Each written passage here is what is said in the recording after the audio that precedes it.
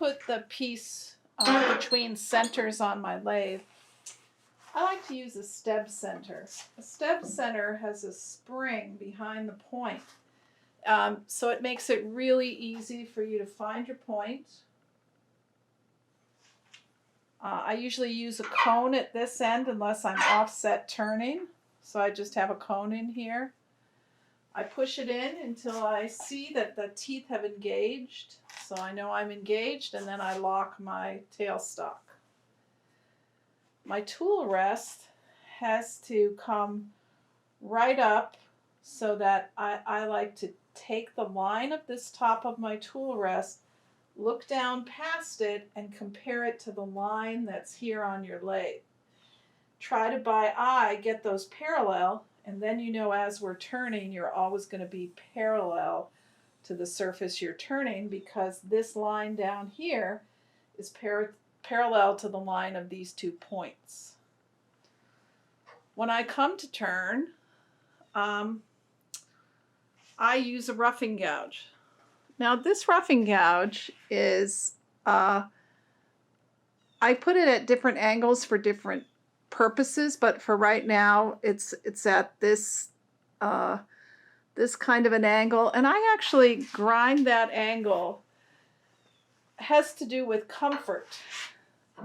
If this bevel is really long, then I'm holding the tool down here and I can't get my hand under here to ride on my tool rest. And all of my making a perfect cylinder depends on me being able to put my finger under here, having the tool on this tool rest, and being able to move this as a unit so that I become a machine. So that bevel on my roughing gouge is totally ground to comfort, so that I can stand in a comfortable position. I can put my finger underneath.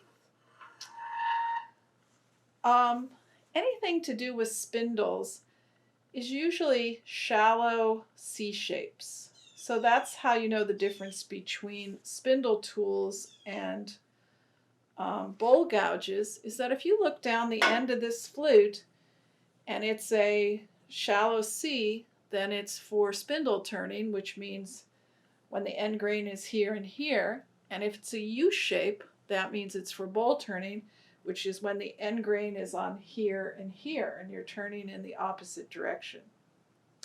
We're going to be spindle turning.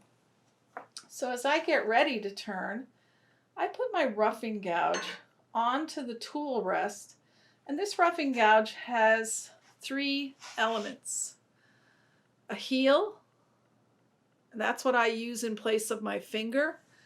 I can't touch this while it's spinning because I'll catch my finger in here, but I can touch the back of this heel to figure out where those corners are.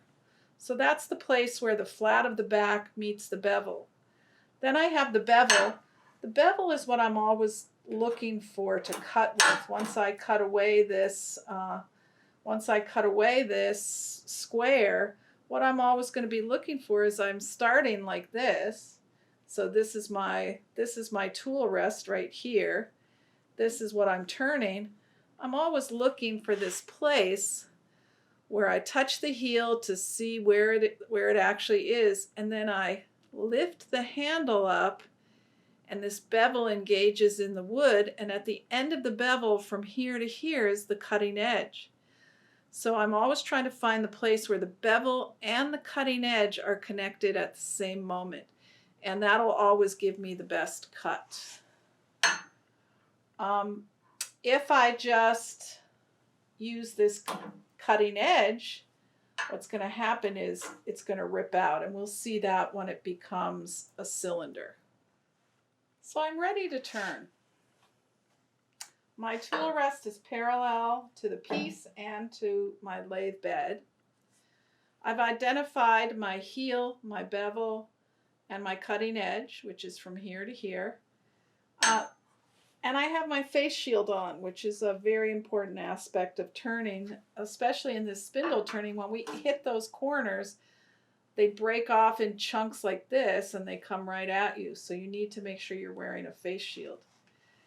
And I'm going to let this spin, and I'm just going to put the back of, I'm going to put the tool to the tool rest. That's the first thing you're going to do.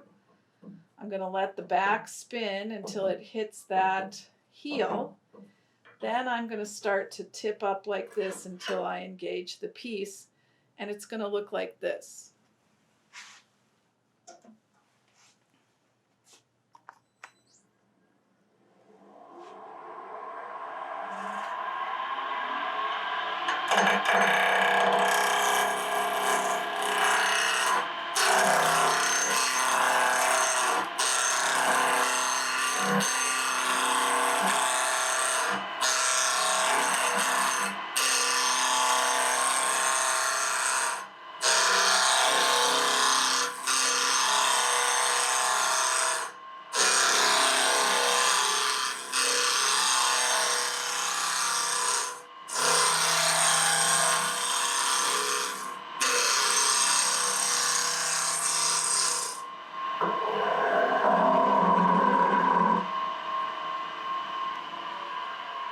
I put the back of the tool on here, and if you hear a bump, bump, bump, bump, that means you're still flat somewhere.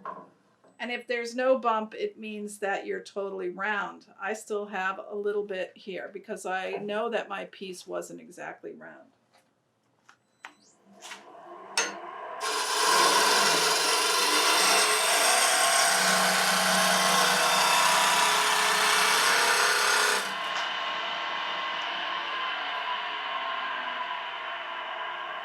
Okay, so now I'm going to be able to see